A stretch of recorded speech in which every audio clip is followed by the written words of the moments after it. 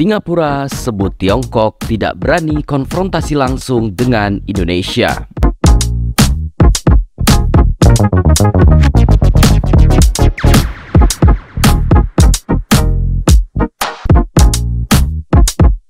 Laut Cina Selatan memang disebut salah satu kawasan yang cukup panas lantaran perebutan wilayah antar negara termasuk dengan Indonesia. Bahkan belum lama ini sempat terjadi ketegangan antara Malaysia dengan Tiongkok karena alasan pelanggaran wilayah udara Malaysia. Tak hanya Malaysia, Cina juga pernah beberapa kali ketahuan nyelong di wilayah laut Indonesia, tepatnya di Kepulauan Natuna.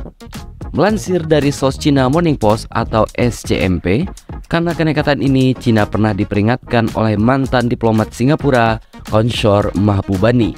Menurut SCMP, Mahbubani mengatakan bahwa belum ada negara anggota yang menyatakan keinginan untuk bergabung dengan kelompok negara dengan Amerika Serikat, Jepang, India, dan Australia untuk melawan pengaruh Cina di kawasan ini.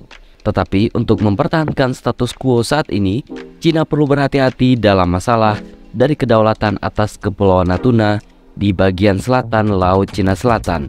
Begitu kata Mahbubani. Kepulauan Natuna adalah rumah bagi daerah penangkapan ikan tradisional Indonesia.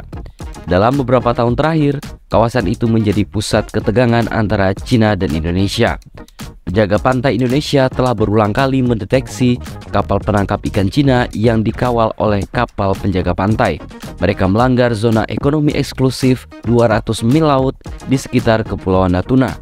Pada Desember 2019 yang lalu, Indonesia pernah mengirimkan jet tempur F-16 untuk berpatroli di wilayah tersebut. Presiden Indonesia Joko Widodo juga secara pribadi menginjakan kaki di pulau-pulau selama kunjungan 2 hari untuk menegaskan tekad Jakarta. Pada Januari tahun yang lalu, sebuah kapal penelitian Cina muncul di perairan Indonesia. Kapal itu tidak menyalakan perangkat navigasi dan bertindak mencurigakan.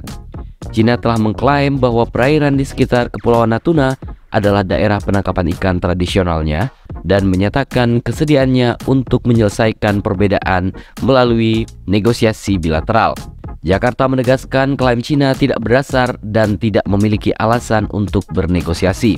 Menurut para ahli, Cina menargetkan perairan di sekitar Kepulauan Natuna Indonesia dengan alasan wilayah ini tumpang tindih dengan apa yang disebut dengan zona ekonomi eksklusif dari Kepulauan Truong Sa Vietnam yang diduduki oleh Tiongkok.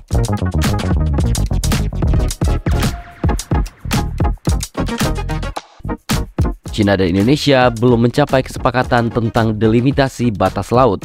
Begitu kata Lei Xiaolu, pakar di Universitas Wuhan di Cina. Kegiatan penangkapan ikan yang tidak dilarang di perairan menunggu demarkasi batas yang disengketakan.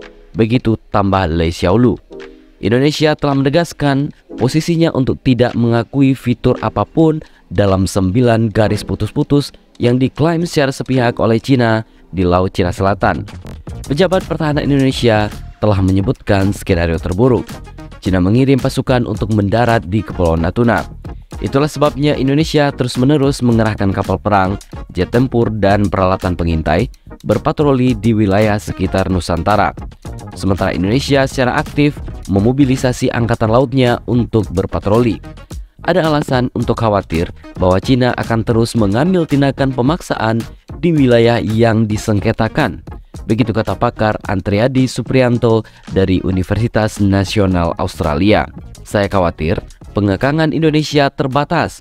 Cepat atau lambat, Indonesia mungkin harus mempertimbangkan kerjasama militer dengan Amerika untuk menahan pengaruh Cina di kawasan tersebut. Begitu kata Suprianto.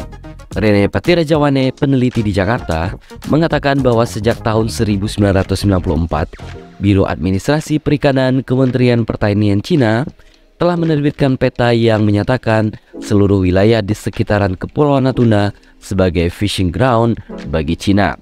Patirajawane mengatakan Indonesia sangat prihatin karena Cina secara sepihak mengklaim bahwa daerah penangkapan ikannya meluas ke perairan selatan Kepulauan Natuna di luar 9 garis putus-putus yang ilegal.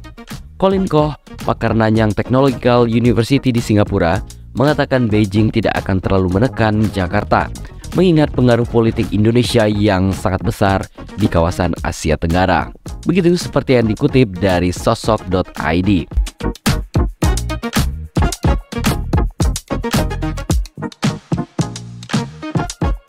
Dari berita ini, kita mesti bangga dengan adanya daya tawar strategis Indonesia di kawasan regional yang menjadikan negara lain tidak akan berani secara sempoyongan melakukan hal-hal yang akan mengganggu kedaulatan Indonesia karena dampak yang ditimbulkan dari konfrontasi langsung ataupun permasalahan dengan Indonesia amatlah fatal nantinya. Jadi, bagaimana menurut pendapat Anda?